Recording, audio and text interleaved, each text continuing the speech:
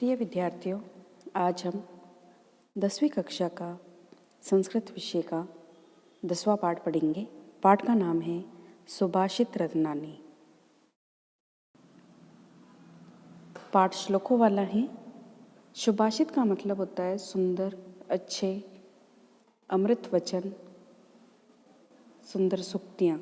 ये सभी सुभाषित रत्न का मतलब है। पहला श्लोक देखिए। पृथ्वीव्यां त्रीणि रत्नानि जलम अनम सुभाषितम मूढ़े पाषाणखंडेषु रत्न संज्ञा विद्यते। पृथ्वी पर 3 प्रकार के रत्न हैं, जल, अन्न और सुंदर वचन। पृथ्वी पर 3 ही प्रकार के, खास तौर पर 3 प्रकार के रत्न बताए गए हैं। वो हैं जल, अन्न और अच्छे वचन या कथन। मूढ़े पाषाण खंडेशु, जो मूढ़े मतलब मूर्ख लोग, जो मूर्ख लोग होते हैं वह पत्थर के टुकड़ों को ही रत्न संज्ञा कहते हैं, ऐसा नाम रखते हैं। पत्थर के टुकड़े जैसे हीरे या अन्य पत्थर के टुकड़े हैं, उनको रत्न संज्ञा कहते हैं। जबकि पृथ्वी पर तो 3 ही बहुमूल्य चीज़ें हैं, जल, अन्न और सुंदर वचन। दूसरा श्लोक देखिए। प्रिय वाक्य प्रदानेन सर्वे तुष्यन्ति जनत्व तस्माद् देव वक्तव्यम वचने का दरिद्रता। प्रिय वाक्य बोलने से ही, अच्छे वाक्य, अच्छे कथन बोलने से ही, मृदु वाणी बोलने से ही सभी जंतु, सभी प्राणी संतुष्ट होते हैं। चाहे वह मनुष्य हो या कोई जानवर, सभी लोग, सभी प्राणी प्रिय वाक्य बोलने से ही संतुष्ट होते हैं। तस्माद् देव वक्तव्यम, तो वैसे ही वचन, कथन जो हैं, प्रिय वचन हैं, बोलने चाहिए। वचने का दरिद्रता, बोलने में किसी भी प्रकार की कंजूसी नहीं करनी चाहिए, अर्थात हमेशा मीठा ही बोलना चाहिए। प्रिय बोलने में किसी भी प्रकार की हानि नहीं होती है। तीसरा श्लोक देखिए। गुणे गौरवम आयाति नोच्चे आसनम आस्थित प्रसाद शिखरस्थो अपि काको न गरुड़यते। श्लोक कह रहा है कि गुणे, मनुष्य जो है, गुणे गुणम गौरवम आयति, मनुष्य है गुणों से ही बड़प्पन को प्राप्त करता है, गौरव को प्राप्त करता है, उच्च पद को प्राप्त करता है। न उच्चे आसनम स्थित, न उच्च आसन पर बैठता हुआ, कि मनुष्य है वो गुणों से ही बड़प्पन को प्राप्त करता है, अर्थात बड़ा बनता है, न कि ऊंचे आसन पर बैठने से। प्रसाद शिखर स्थो अपि काको, कि एक उदाहरण दे रखा है कि जैसे काको मतलब कौवा।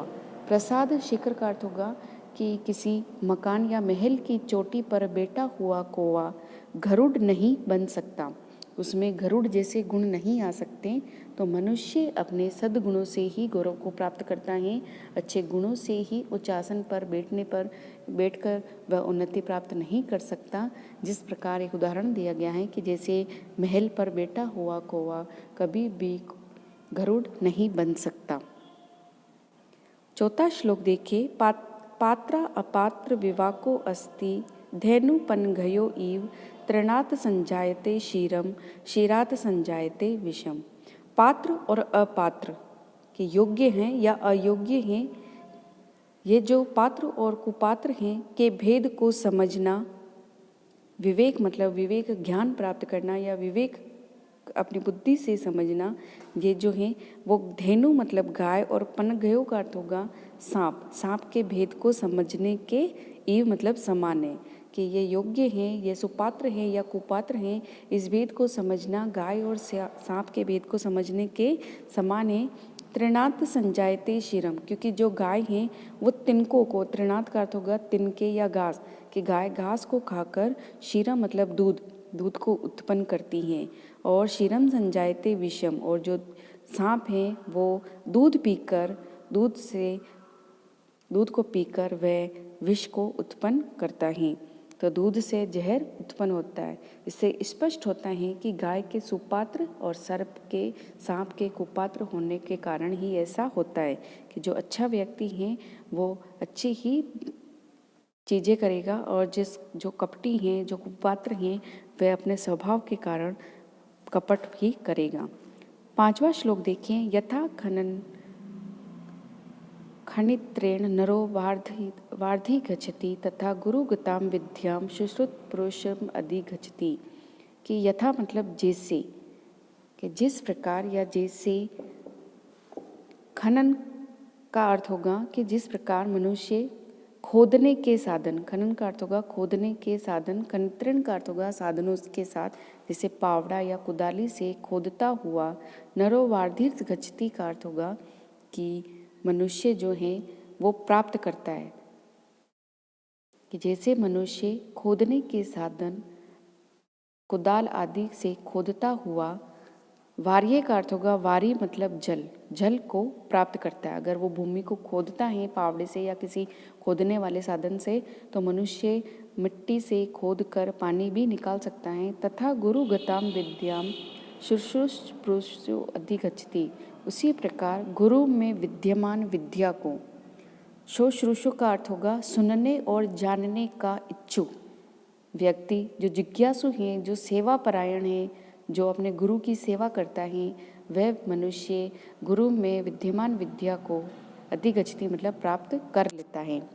श्लोक कहना चाहता है कि जैसे खोदने के साधन के द्वारा भूमि को खोदकर मनुष्य पानी को प्राप्त कर लेता है, उसी प्रकार जानने का इच्छुक व्यक्ति, शुश्रूषु का अर्थ होगा जानने का इच्छुक व्यक्ति, सुनने और जानने के इच्छुक व्यक्ति, जो सेवा परायण है, ऐसा शिष्य गुरु में स्थित विद्या को, ज्ञान को भी ग्रहण कर लेता है। अगला श्लोक देखिए। अजरा अमरवरत प्राज्ञो विद्याम अर्थम चे चिंत्येत गृहीत एव केशेषु मृत्युना धर्म चरेत। अजर अमरवत, अजर मतलब कभी बूढ़ा न होने वाला, अमर मतलब कभी न मरने वाला। प्राज्ञों का अर्थ होगा विद्वान, कि विद्वान मनुष्य को अजर और अमर, कि स्वयं को अजर मतलब कभी मैं बूढ़ा नहीं होऊंगा और अमर में कभी भी नहीं मरूंगा, ऐसा मानकर, ऐसा सोचकर विद्या और अर्थ, अर्थ मतलब धन, विद्या और धन के विषय में चिंतित मतलब सोचना चाहिए। कि व्यक्तियों को हमेशा अजर मतलब कभी बूढ़ा न होने वाला और अमर मतलब कभी न मरने वाला, ऐसा मानकर विद्या और धन के विषय में सोचना चाहिए। गृहीत एव केशेषु मृत्युना धर्म आचरित, मृत्युना का अर्थ होगा यहाँ पर कि मृत्यु ने तो केशेषु मतलब बाल को गृहीत एव पकड़ रखे हैं, या मृत्यु तो दरवाजे पर खड़ी है, इस प्रकार मानकर उसे ऐसा सोचकर धर्म का आचरण करना चाहिए। धर्म आचरित का अर्थ होगा धर्म का आचरण करना चाहिए। कि मनुष्य को, श्लोक कहना चाहता है कि मनुष्य को स्वयं को अजर और अमर मानकर विद्या और धन का अर्जन करना चाहिए, क्योंकि यमराज के द्वारा बालों को पकड़ा गया है, अर्थात मरणासन हूँ, ऐसा मानकर धर्म का आचरण करना चाहिए। मृत्यु तो कभी भी आ सकती है। अगला श्लोक है। धन धान्य प्रयोगेषु विद्याया संग्रहेषु चे आहारे व्यवहारे चे त्यक्ज लज सुखी भवेद।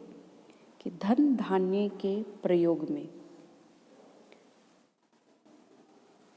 लेन देन के व्यवहार में, विद्याया संग्रहेषु चे और विद्या को इकट्ठा करने में या ग्रहण करने में, कि धन धान्य के प्रयोग में, कि धन के व्यवहार में, कि लेन और देन के व्यवहार में गुरु से विद्या ग्रहण करने में, विद्याया संग्रहेषु का अर्थ होगा विद्या को ग्रहण करने में, किससे करेंगे वो, गुरु से। और आहारे व्यवहारे चे, आहार में, आहार मतलब भोजन में, और परस्पर एक दूसरे से व्यवहार में लज्जा को त्याग कर